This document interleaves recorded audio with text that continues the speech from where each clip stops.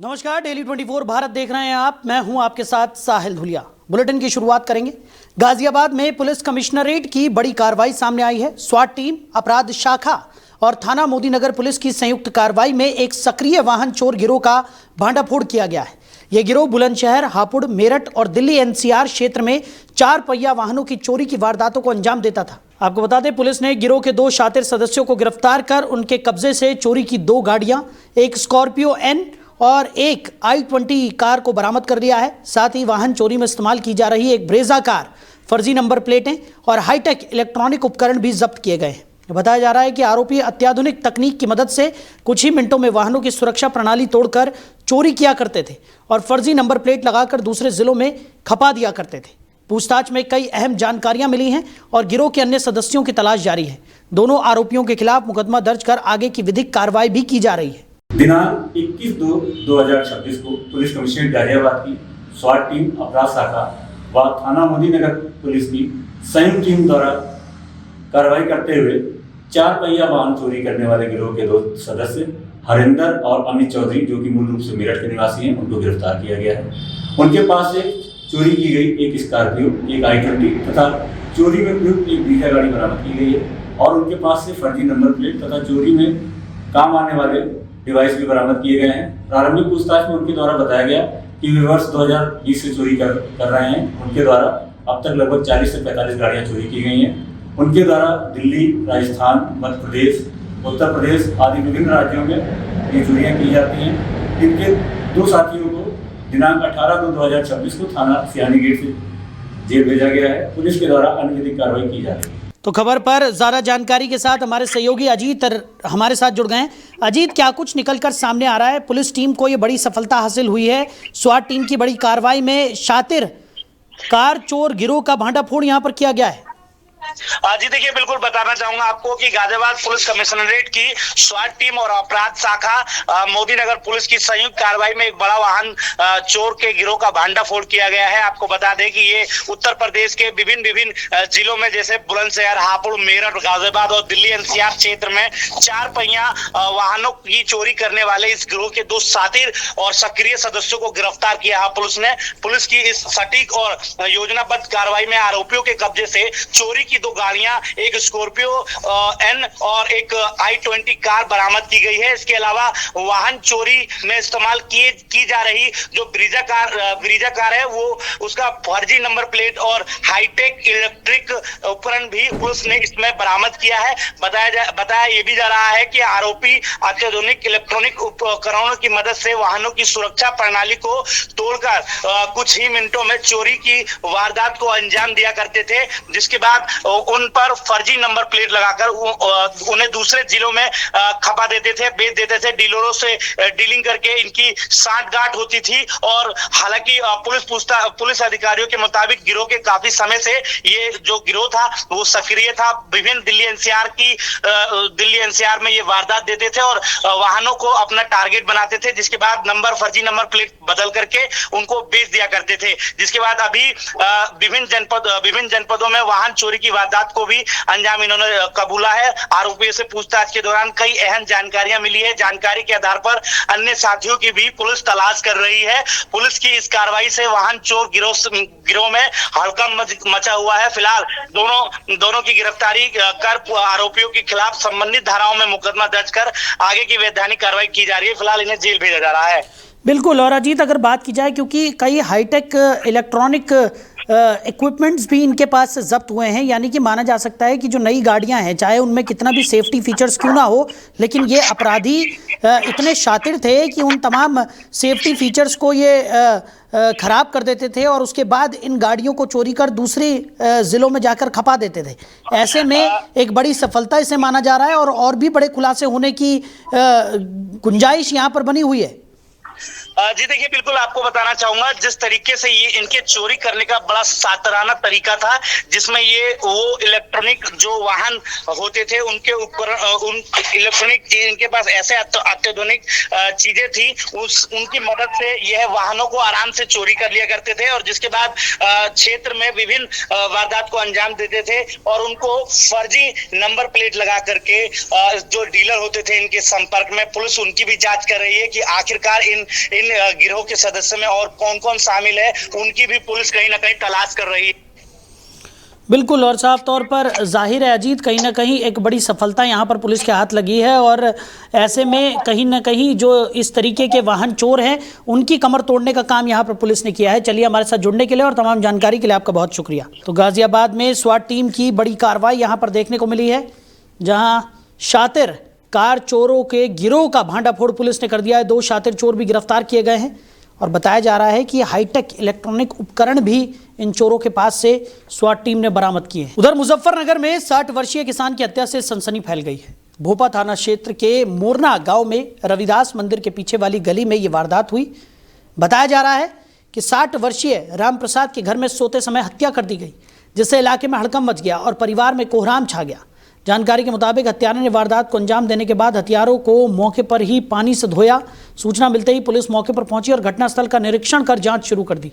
Police आसपास के लोगों से पूछताछ कर मामले की तह तक पहुंचने की कोशिश कर रही है।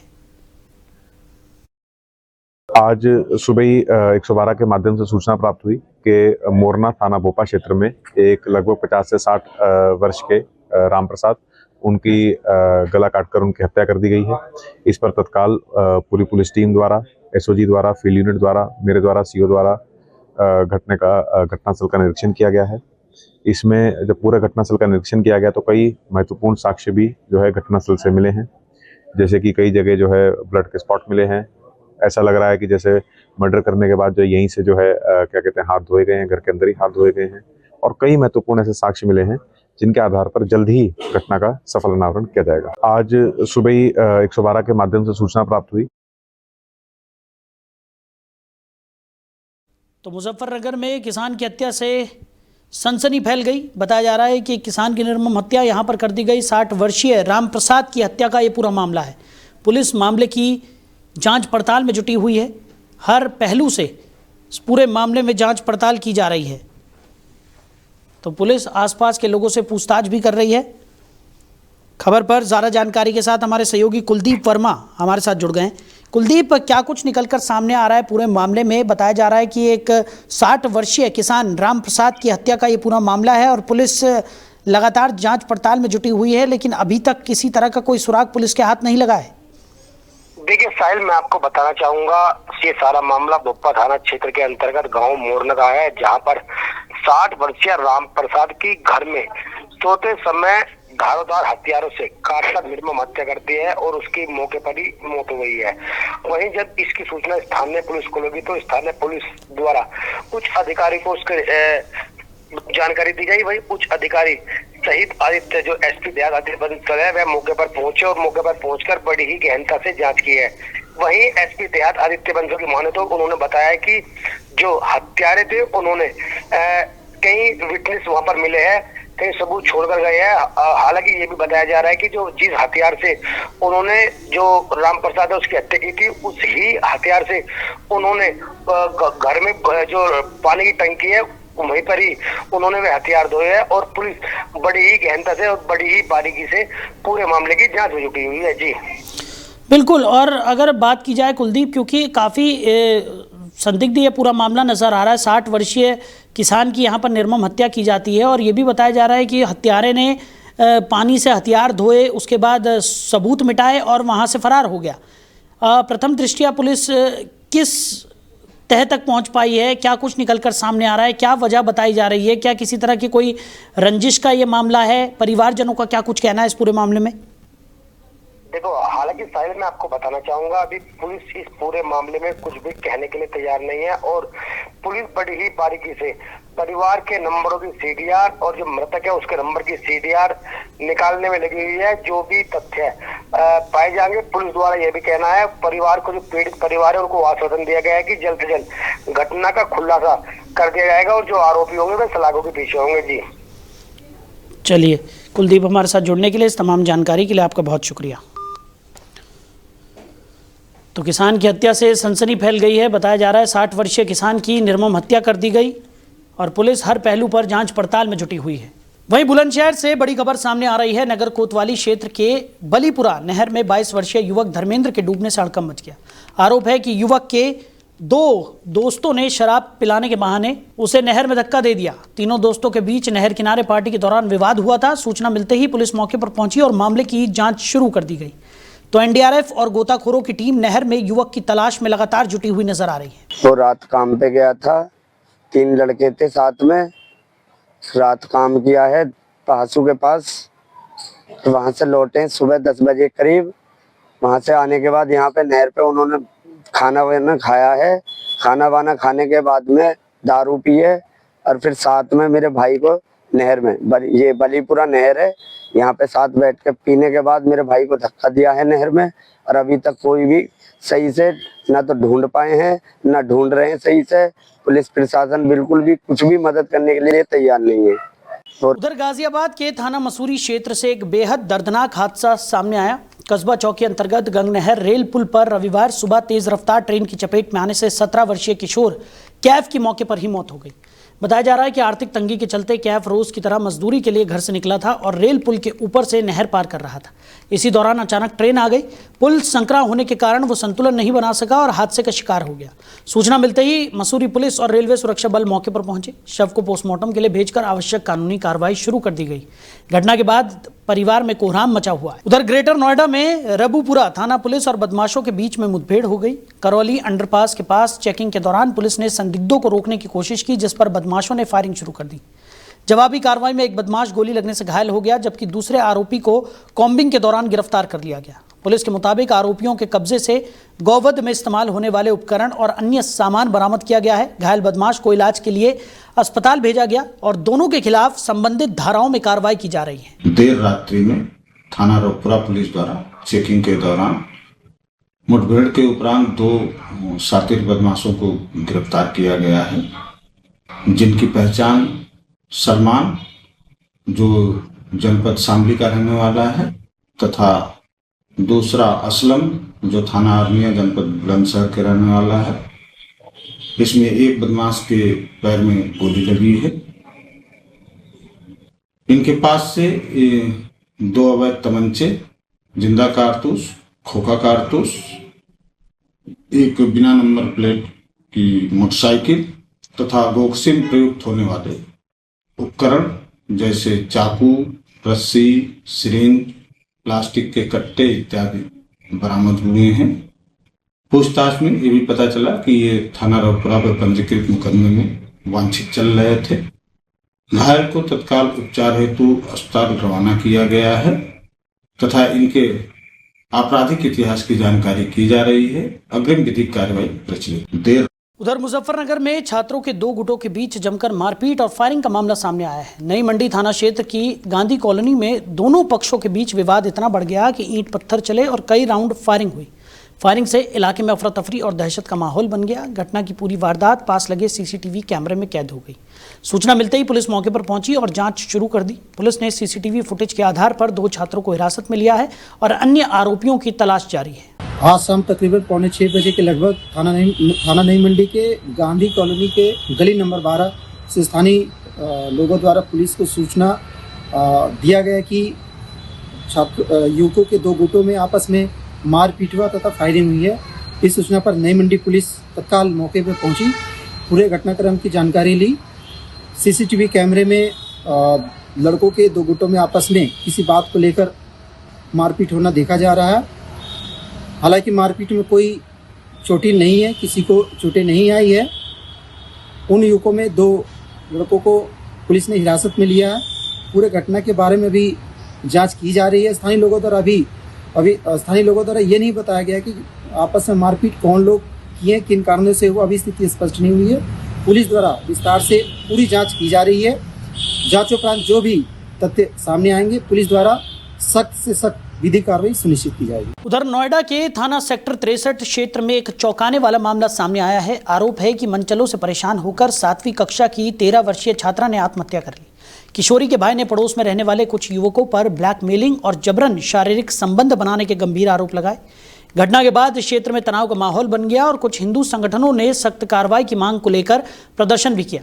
पुलिस ने परिजनों की तहरीर के आधार पर एफआईआर दर्ज कर ली है और 4 टीमों का गठन कर आरोपियों की जल्द गिरफ्तारी का आश्वासन दिया है। जांच के दौरान पुलिस को किशोरी के पास से एक डायरी भी मिली है जिसकी जांच की जा रही है। उधर नोएडा के सेक्टर 37 स्थित अंबेडकर पार्क के पास बड़ा हादसा टल गया। रेत से भरा एक डंपर अचानक से अनियंत्रित होकर फुटपाथ पर चढ़ गया और पलट गया। बताया जा रहा है कि चालक को झपकी आने के कारण वाहन का संतुलन बिगड़ गया, जिसके चलते डंपर सड़क किनारे बने फुटपाथ पर जा चढ़ा और रेत सहित पलट गया। हादसे के वक्त फुटपाथ पर आपको बता दें कि कोई राहगीर मौजूद नहीं था, जिससे बड़ी जनहानि टल गई। तो स्थानीय लोगों के मुताबिक इस इलाके में सुबह शाम भारी आवाजाही रहती है और हादसा गंभीर रूप ले सकता था, लेकिन गनीमत रही कि कोई बड़ा हादसा होने से टल गया। उधर नोएडा में होली से पहले खाद्य सुरक्षा और औषधि विभाग अलर्ट मोड पर है। जिलाधिकारी के निर्देश पर मिलावटखोरों के खिलाफ विशेष अभियान चलाया गया। वरिष्ठ अधिकारियों ने पुलिस बल के साथ विभिन्न प्रतिष्ठानों पर छापेमारी की। कार्रवाई के दौरान जनपद में करीब 200 किलो दूषित गुलाब जामुन को मौके पर ही नष्ट कराया गया। फोर्टिफिकेशन नियमों के उल्लंघन और बैच रिकॉर्ड न मिलने पर 291 3,968 पाउच सोयाबीन तेल और 6,995 पाउच पामोलिन तेल को सीज कर दिया गया।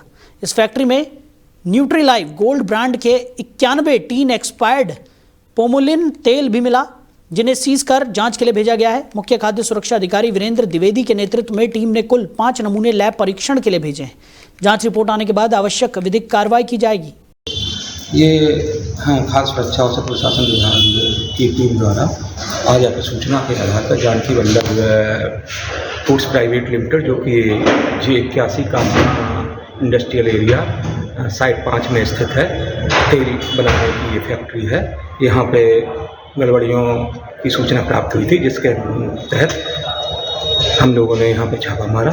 छापा के दौरान इनके यहाँ काफ़ी अनियमितता पाई गई, जैसे कि इनके यहाँ पे जो फोर्टिफिकेशन का लोगो लगाया जा रहा था, जबकि फोर्टिफिकेशन नहीं किया जा रहा था। इसके अलावा 91 टीम न्यूट्रीलाइफ जो कि अन्य कंपनी के हैं, जो कि ये ट्रेडिंग भी करते हैं, वो एक्सपायरी डेट के भी मिले हैं। इसलिए हमारी टीम ने यहाँ से 4 नमूने को एकत्रित किए हैं। ये उधर ग्रेटर नोएडा में नशे के खिलाफ बड़ी कार्रवाई की गई है। थाना सूरजपुर पुलिस और मेरठ पुलिस की ANTF टीम ने संयुक्त अभियान चलाते हुए अवैध गांजा तस्करी करने वाले 2 आरोपियों को गिरफ्तार किया है। पुलिस के मुताबिक आरोपियों के कब्जे से करीब 80 किलो अवैध गांजा बरामद हुआ है, जिसकी अनुमानित कीमत लगभग 12 लाख रुपए बताई जा रही है। पूछताछ में सामने आया है कि आरोपी रविंद्र और मोंटी पश्चिम बंगाल और मध्य प्रदेश से गांजा लाकर नोएडा NCR क्षेत्र में सप्लाई किया करते थे। पुलिस ने दोनों के खिलाफ संबंधित धाराओं में मुकदमा दर्ज कर आगे की विधिक कार्रवाई भी शुरू कर दी है। देर रात्रि में थाना रोकपुरा पुलिस द्वारा चेकिंग के दौरान मुठभेड़ के उपरांत 2 शातिर बदमाशों को गिरफ्तार किया गया है, जिनकी पहचान सलमान, जो जनपद शामली का रहने वाला है, तथा दूसरा असलम, जो थाना आर्मिया जनपद बुलंदशहर के रहने वाला है। इसमें एक बदमाश के पैर में गोली लगी है। इनके पास से 2 अवैध तमंचे, जिंदा कारतूस, खोखा कारतूस, एक बिना नंबर प्लेट की मोटरसाइकिल तथा बॉक्सिंग प्रयुक्त होने वाले उपकरण जैसे चाकू, रस्सी, सिरिंज, प्लास्टिक के कट्टे इत्यादि बरामद हुए हैं। पूछताछ में ये भी पता चला कि ये थाना रोकपुरा पर पंजीकृत मुकदमे में वांछित चल रहे थे। घायल को तत्काल उपचार हेतु अस्पताल रवाना किया गया है तथा इनके आपराधिक इतिहास की जानकारी की जा रही है। अग्रिम विधिक कार्रवाई प्रचलित। देर रात्रि उधर नोएडा के सेक्टर 50 की नामचीन महागुन मैपल सोसाइटी में मंदिर निर्माण को लेकर विवाद ने जोर पकड़ लिया है। सोसाइटी के कुछ लोग इसे धार्मिक अधिकार मानकर मंदिर बनाने के पक्ष में थे, जबकि कुछ अन्य इसके खिलाफ थे। स्थिति को नियंत्रण में करने के लिए प्रशासनिक अमला और पुलिस बल मौके पर पहुंचे। SDM के नेतृत्व में प्रशासन ने मंदिर निर्माण को रोकने का प्रयास किया। इस कार्रवाई का विरोध करते हुए सोसाइटी वासियों ने जमकर हंगामा किया और आरोप लगाया कि प्रशासन और SDM ने उनकी धार्मिक भावनाओं का सम्मान नहीं किया। विवाद ने सोसाइटी और आसपास के क्षेत्र में तनाव बढ़ा दिया। प्रशासन ने कहा कि सभी पहलुओं को ध्यान में रखते हुए उचित कार्रवाई की जाएगी और किसी भी अप्रिय स्थिति को रोकने के लिए निगरानी लगातार रखी जा रही है। मामला सेक्टर 49 थाना क्षेत्र में स्थित महागुन मैपल सोसाइटी का बताया जा रहा है। तो इसी बीच दिल्ली से एक बड़ी खबर निकलकर सामने आ रही है। आपको बता दें इस वक्त की सबसे बड़ी खबर, मेटा व्हाट्सएप की प्राइवेसी पॉलिसी का ये पूरा मामला है। सुप्रीम कोर्ट में मामले को लेकर आज सुनवाई होगी। तो मेटा ने जुर्माने के खिलाफ याचिका दायर की थी और सीसीआई ने 213 करोड़ का 2024 में जुर्माना लगाया था। सुप्रीम कोर्ट ने प्राइवेसी पॉलिसी पर फटकार लगाई थी। तो मेटा व्हाट्सएप की प्राइवेसी पॉलिसी से जुड़ा हुआ यह पूरा मामला है। बड़ी खबर आपको बता रहे हैं, सुप्रीम कोर्ट में मामले की आज सुनवाई होगी। जुर्माने के खिलाफ याचिका दायर की थी। बता दें कि सीसीआई ने 213 करोड़ का 2024 में मेटा पर जुर्माना लगाया था। सुप्रीम कोर्ट ने प्राइवेसी पॉलिसी पर फटकार लगाई थी।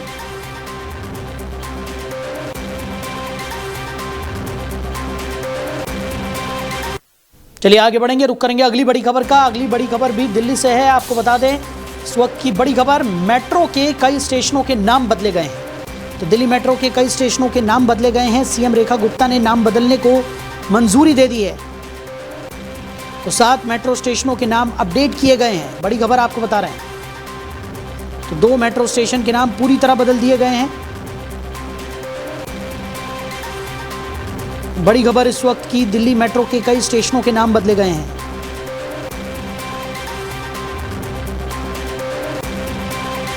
तो फिलहाल इस बुलेटिन में मेरे साथ इतना ही। आप बने रहिए और देखते रहिए डेली 24 भारत। नमस्कार।